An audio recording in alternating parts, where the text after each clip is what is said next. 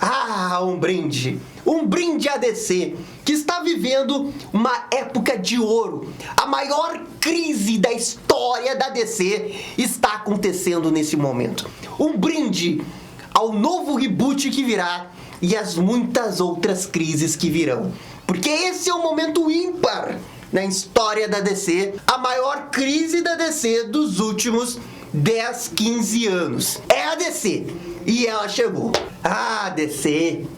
E assim, ó, eu até posso estar exagerando um pouco, mas o que a DC anunciou hoje não é zoeira. O que eles acabaram de anunciar é de fato que eles não estão tratando a saga atual de Crise como uma brincadeira de criança. Não, o negócio é sério. O negócio é que Dark Crisis, na verdade, se chama Dark Crisis on Infinite Earth, uma continuação direta de Crise nas Infinitas Terras lá da década de 80. Porque assim, ó, vocês sabem o que isso significa? Reboot. Reboot na DC. Toda hiper mega crise antecede um reboot. Então se preparem, porque vai ter reboot, vai ter Crise nas Infinitas Terras e vai ter a maior saga da DC dos últimos 10 anos. Se prepara! Então assim, eu vou explicar tudo isso no vídeo e eu vou falar por que você tem que ficar hypado. Porque tem muita coisa pra ficar hypado. Roda a abertura e vou começar. E pessoal, só antes de começar o vídeo, já vai deixando aquele bate-like e o bate-comentário, que isso ajuda demais aqui o canal. Muito obrigado para todo mundo que faz isso. Beleza, então, o que tá acontecendo? Atualmente, nas HQs da DC, tá acontecendo uma saga, que é uma saga de crise, e ela, até hoje, estava sendo chamada de Dark Crisis. Ou seja, uma espécie de crise das trevas. Essa é a saga que começou imediatamente depois que a Liga da Justiça toda perdeu pro Pária numa batalha interdimensional pelo destino da humanidade, e toda a Liga da Justiça foi obliterada por ele, e apenas o Adão Negro conseguiu sobreviver e voltar pra Terra pra contar o que aconteceu pros outros membros da Liga lá na Terra. E aí, na primeira edição da HQ, a gente viu o filho do Superman, o Jonathan Kent, que é o Superboy, mas nesse momento a gente tá chamando ele de Superman porque ele meio que virou o Superman na Terra. Ele viu a queda dos heróis de legado e ele meio que decidiu seguir a sombra do seu pai e criar uma nova Liga da Justiça. E ele meio que aos trancos e barrancos conseguiu criar uma nova equipe, uma equipe que, diga-se de passagem, foi muito polêmica quando ela surgiu, porque tinha a Arlequina, dois Besouro Azul, Frankenstein, uma equipe absolutamente aleatória que ele conseguiu formar ali para ser a nova Liga da Justiça. E bem, quando começou a saga, era apenas uma saga de crise, assim como muitas outras crises que a DC já teve. Sempre tem uma crise no horizonte. É claro que nos últimos 10 anos, desde os 952, a DC começou a usar muito menos a palavra crise. A única saga grande que foi chamada de crise foi o Heróis em Crise, mas eles usaram a palavra crise muito mais para uma coisa pessoal dos personagens do que propriamente o uso da palavra crise envolvendo o DC, que é uma coisa que envolve a crise global interplanetária do multiverso da DC. E as crises clássicas, que é Crise nas Infinitas Terras, Crise Infinita e Crise Final, elas meio que foram sucedidas pós-952 por outras sagas que tinham outros nomes, como Doomsday Clock, a saga Metal e a própria continuação da saga Metal. Então, quando começou a saga Dark Crisis, já era um negócio para ser levado a sério. E agora nesse vídeo, a DC revela que, na verdade, a ideia do Dark Crisis era justamente ser Dark Crisis on Infinite Earth. Então um evento que já era grande, ele ganha um nível de importância lá pra cima. Ah, Gabriel, mas como assim? É só um nome? Não, gente, não é só um nome. Crise nas Infinitas Terras é uma entidade viva dentro da DC, dentro da história da DC. O legado dessa saga é inestimável. O que o Marv Wolfman e o George Pérez fizeram ali nos anos 80, juntamente com os outros editores na época, eles mudaram a história dos quadrinhos da DC e da Marvel. A DC influenciou a Marvel influenciou a DC. Essa é uma história que mudou tudo. O que a gente vê nos anos 90 é um reflexo do início do que queria ser criado nos anos 80. É a partir de Crise nas Infinitas Terras que começa a se olhar o universo DC com uma coesão muito maior, uma narrativa mais planejada, uma interligação entre títulos muito maior. Existia até então? Claro, existia até então, mas não existia o conceito de super saga. E foi Crise nas Infinitas Terras que começou isso. Então, quando a DC quer chamar essa saga com praticamente o mesmo nome da saga dos anos 80, é que ela não tá de brincadeira. ela quer fazer algo que vai mudar para sempre os quadrinhos da DC. Tal qual a Marvel, quando fez o remake de Guerras Secretas, e o evento de Guerras Secretas na Marvel mudou completamente toda a estrutura narrativa nas histórias da Marvel. E era um remake de história com o mesmo nome do título original da mega saga da Marvel dos anos 80, que foi Guerras Secretas. Então, quase 10 anos depois, chegou o momento da DC fazer algo tipo que a Marvel fez em Guerras Secretas, só que ao seu modo. Porque Dark Crisis on Infinite Earth é uma continuação direta da saga do Crise nas Infinitas Terras. Isso fica muito claro quando a gente vê o Pária, né, e tudo que ele quer fazer para consertar os seus erros. Então ele é um personagem que lembra dos eventos dos anos 80, e é por isso que essa nova saga, ela não é um remake, ela é uma nova saga, uma continuação direta, que tem como grande vilão o Pária, controlado por essa entidade das trevas que a gente chama de Great Darkness, e que sempre existiu dentro do conceito do universo da DC, foi explorado pelo Alan Moore no Monstro do Pântano, foi explorado em outras histórias da DC, mas nunca tinha virado um super, hiper, mega vilão como tá acontecendo nesse momento aqui. E, gente, é por isso que esse negócio é gigante. A DC tá tão confiante nessa saga que ela tá permitindo que ela seja chamada de Crise nas Infinitas Terras 2.0 Dark. Ela tá confiante nesse nível. E assim, eu entendo completamente a DC. O Joshua Williamson, que é o cara que tá escrevendo a saga, ele é hoje um dos melhores escritores da DC no momento. E quando se trata de conhecimento de universo DC, saber brincar com o universo DC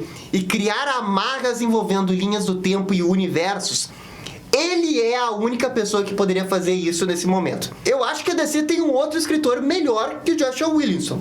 Ele se chama Chip Zdarsky. O Chip Zdarsky, ele tá fazendo HQ do Batman, só que assim, ó, ele não é muito de fazer mega eventos. Ele se sai melhor fazendo histórias isoladas. O Joshua Williamson, pelo contrário, ele gosta de brincar com o universo. Não é à toa que ele ficou vários anos escrevendo as HQs do Flash ali do Rebirth. Ele se saiu muito bem. As pessoas comparam a run que ele teve no Flash com a run do Mark Waid do Wally West, que é o grande parâmetro de qualidade que a gente já teve em HQs do Flash desde o finalzinho dos anos 80 até aqui.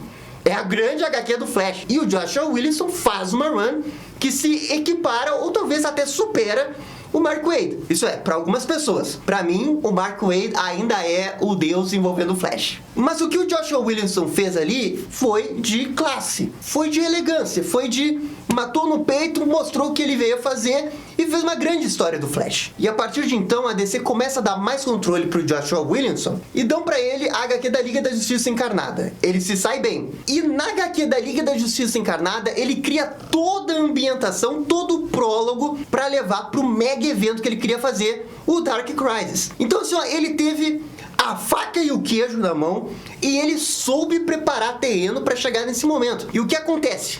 Ele entrega um vilão que nesse momento é pra ser um grande vilão da década da DC, que é o Pária controlado pelo Great Darkness. Porque esse é um outro motivo pra você ficar hypado com essa saga. Porque assim, ó, vamos lembrar os outros vilões de sagas da DC. Crise nas Infinitas Terras, o Anti-Monitor, que é um excelente vilão ali, escrito pelo Marv Wolfman, muito bom. Depois ali nos anos 2000 a gente tem Crise Infinita, que é o Alexander Luthor com o Superboy Prime. E o Superboy Prime acaba sendo o grande vilão daquela saga na batalha final. E ele foi, de fato, um vilão bem legal, embora muitas pessoas critiquem que é extremamente violento. Eu entendo, concordo que é extremamente violento, mas eu acho que ainda assim ele foi um grande vilão para aquela saga, porque fazia sentido naquele momento. Aí a gente tem Crise Final, que é aquela super, hiper, mega saga do Grant Morrison, e que o Grant Morrison mandou bem demais, fez a saga que todo mundo um dia queria ver da invasão do Darkseid. Era um negócio que o próprio Grant Morrison já tinha programado lá no JLA, Rock of Ages, e quando chegou na hora, Crise Final entregou o que tinha que entregar, muito embora seja extremamente complexo, mas foi um grande vilão também. E aí a gente pula quase uma década pra ter um outro evento grande na DC, que é o Doomsday Clock, que é o Dr. Manhattan de um outro universo, então você respeita. E na saga Metal é o Barbatos com o Batman que, né, são dois vilões com muito respeito, principalmente o Batman pela popularidade que ele conseguiu ganhar em tão pouco tempo. Então, assim, historicamente, a DC sempre teve grandes vilões de saga. E o Pária com Great Darkness, eles se candidatam a ser dois grandes vilões a nível de Crise Infinita ali e Crise Final, na minha opinião. Tamanho é a qualidade do bom desenvolvimento que eles estão dando pro Joshua Williams. Então assim, gente, põe fé nessa saga porque eu acho que vai dar muito bom. Ah, Gabriel, e você falou em reboot. Como assim reboot? Então, gente, é porque estão chamando de Crise nas Infinitas Terras. Qual que foi a consequência de Crise nas Infinitas Terras dos anos 80? Foi o reboot. Que a gente tinha várias terras, eles acabaram com uma terra, ficou só uma terra. E a partir de então a DC começou a desenvolver essa terra e lentamente foi recriando o conceito do multiverso. Mais ou menos 40 anos depois, a DC é muito mais complexa do que um multiverso ou não. Por exemplo, tem um multiverso. Eles inventaram agora o termo Multiverso 2. A gente tem o Barry Allen preso ali num lugar aleatório. Junto também o Wally West dos 952, que também ficou preso recentemente. E sempre que eles fazem essas pequenas adições em paralelo à história, o que isso me leva a crer? Que eles estão elevando o nível do risco para deixar o risco mais alto possível. Pô, recentemente numa HQ do Adão Negro, o Adão Negro tava doente e veio um outro que estão chamando de Adão Branco. Isso aconteceu mesmo, foi essa semana. Então assim, ó, eles estão elevando o nível dos riscos para realmente fazer alguma coisa muito grande no final dessa saga aí. Agora, o que eu acho que é? Reboot. E o reboot vai reestabelecer as infinitas terras da DC e eles vão dizer, Terra 1, tal coisa. Terra 2, tal coisa. Terra 3, isso daqui. Terra 4, esse aqui. Não tem Dark Multiverse, não tem Multiverso 2, não tem nada, não tem Limbo. É isso aí, DC clássica. E a consequência disso é que a gente vai ver se eles vão querer resetar a Terra principal, que hoje é a Prime Earth, para eles quererem retomar tudo do zero e começar a colocar os gibis de novo na edição número 1, porque isso sempre vende, e começar a recontar a origem de todo mundo, atualizada e tudo mais, e ganhar de novo uma grande quantidade de venda, como eles fizeram no início do 952, só que dessa vez tentando não errar a mão nas principais histórias, né? Porque os 952, embora tenha, assim, grandes títulos, o conceito geral é que ele acabou falhando. Então eu acho que a gente tá, sim, caminhando para um reboot desse universo, porque se vocês pararem para pensar, ainda é o mesmo universo de 2011, dos 952, e que foi sendo incorporado novas histórias em paralelo, principalmente ali como consequência do Doomsday Clock, porque no Doomsday Clock eles revelam uma tonelada de informação explicando aquele universo, e juntando com o universo clássico, misturando histórias, mas ainda é a Prime Earth. E o mais confuso é que a gente nunca sabe o que vale dos 952, o que vale do pós-crise. Vale tudo? Não vale nada? Não sabemos. Eu acho que a DC pode estar querendo fazer um reboot total e absoluto do universo dos quadrinhos para deixar todo mundo ficha limpa e fazer suas novas histórias a partir do status quo clássico de cada herói. O Batman começa ali já atuando em Gotham, a gente conta a origem dele, a gente vai recontando os Robins surgindo e tudo mais. Superman, Mulher Maravilha, Flash, a gente faz exatamente as mesmas coisas. Tipo Novos 52, só que tentando não repetir os erros dos 952. E é por isso que isso daí é muito grande, galera. Então assim, ó, eu acredito muito que essa saga vai dar bom demais. E o reboot? Ah, Gabriel, mas você tá animado com outro reboot da DC? Tô. Sabe por quê? Porque eu acho que hoje tá uma bagunça. Eu gosto de acompanhar o universo, mas eu acho confuso hoje. E olha que eu vejo tudo. Imagina pra pessoa que não vê tudo. Eu acho que eles têm que simplificar, assim. Eu gosto de linhas do tempo. Eu gosto de tentar entender o universo. Só que eu acho que, inevitavelmente, quanto mais histórias você cria, à medida que o tempo vai passando, o negócio vai ficar confuso mesmo. E esse é o momento perfeito para fazer uma crise e rebutar tudo depois. Eu não ficaria bravo, não sei quanto ao resto do mundo. Eu iria gostar, e eu iria gostar que eles resetassem sim os números das HQs. Que quando muda o autor, muda a numeração, eu volto pro número 1, não tem problema de fazer outro volume. O que não pode é pegar um volume e ter 700 edições, como tem do Superman e do Batman, que daí sim as pessoas ficam confusas. Cada novo autor na DC tinha que ser tratado como tá acontecendo na nova HQ da Naomi. Temporada 1, temporada 2, volume 1, volume 2. Começou outro volume, volta pra edição número 1. Eu tenho certeza que eles iriam ganhar muito mais dinheiro desse jeito. E na minha opinião, iria ser muito mais tranquilo de querer começar a acompanhar. Pelo menos eu acho isso. Pelo menos é muito menos intimidador do que pegar a HQ do Batman agora, que tá na edição 126, e você pra pensar, tá, mas O que eu tenho que ler das 125 edições anteriores? pois é, e o pior é que são as 125 edições anteriores do Rebirth. Ainda tem as 52 dos 952, que ele tá fazendo referência, e tem as 700 edições das HQs tradicionais do Batman do volume 1, que acabaram ali pouco antes dos 952, e que eles ainda fazem referência. Então, assim, eu acho muito confuso. A ideia dos 952 sempre foi muito boa, a execução que não foi tão boa assim. Mas se vocês pararem pra ver, quando começou os 952, a estratégia deu muito certo, porque eles começaram a vender muito HQ. A DC, por vários meses, ficou na frente da Marvel em termos de vendas, e eles nunca conseguiam fazer isso. A DC nunca conseguia ficar na frente da Marvel. E a estratégia dos 952 deu. A médio e longo prazo não deu certo, porque não tinha uma mega saga, não tinha um mega arco, as histórias, de uma forma geral, não eram tão boas assim, e eles acabaram morrendo na corrida a médio e longo prazo, mas no início deu certo, a estratégia se provou ser certa, na minha opinião. E eu acho que agora, considerando as estrelas que estão na DC nesse momento, Chip Zdarsky, Tom Taylor, Joshua Williamson, entre outros, porque a gente tem bons escritores na DC, a gente tem bons ilustradores também. Eu acho que a gente tem que aproveitar esse momento, rebuta, coloca todo mundo no zero e parte daí e vamos ver o que acontece. E na minha opinião, se eles meterem a crise, meterem o reboot e fazerem tudo conforme manda o manual do reboot, e eles mandarem bem nas histórias, eles têm sim chance de ficar aqui, ó, cabeça a cabeça com a Marvel. E eu acredito nisso, e é por isso que esse simples anúncio, Dark Crisis on Infinite Earth, é só um nome.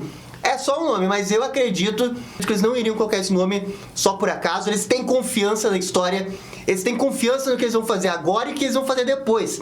E eu boto fé sim. Então assim, ó, DC, saúde a DC. E pessoal, é isso daí que eu queria falar sobre Dark Crisis on Infinite Earth. Por favor, comentem aqui embaixo. E no mais, gente, vocês estão hypados? Por favor, comentem aqui embaixo. E no mais, gente, é isso daí, muito obrigado e dá-lhe DC, dá-lhe DC! E esse foi o vídeo da Dark Crisis on Infinite Earth da DC. E aí, gostaram? Não gostaram? Deixem suas opiniões nos comentários. E se curtiram o vídeo, deixe aquele joinha e inscreva-se no canal para ficar sabendo absolutamente tudo sobre Batman. Obrigado, gente, e até a próxima. Tchau, tchau!